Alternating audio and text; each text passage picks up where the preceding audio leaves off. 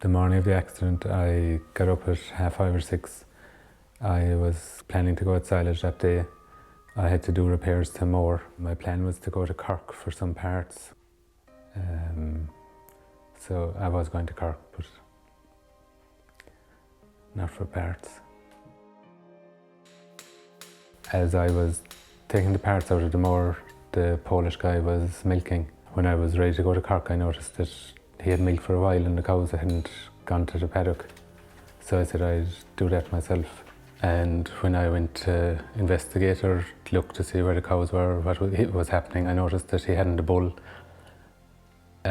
put into the milking yard at all before he milked, which would be unusual, I suppose, change for the bull. My initial reaction was to leave him, get him back in with the cows.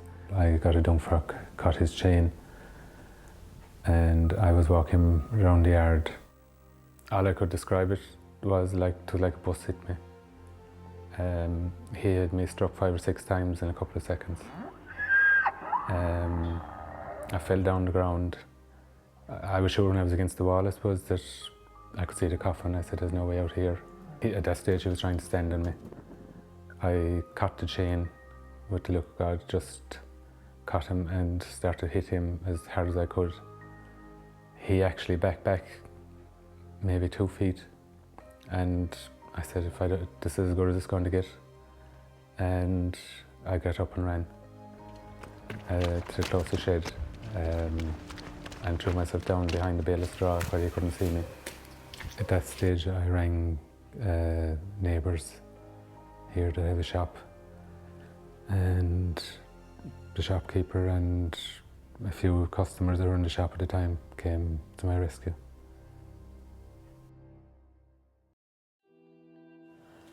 The ambulance came, but that was a long wait. I'm not certain how long.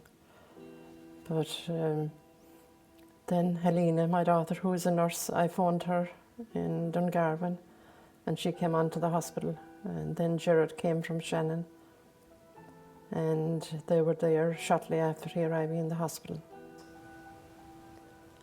I think that operation that night, that he was in surgery about 8 hours. And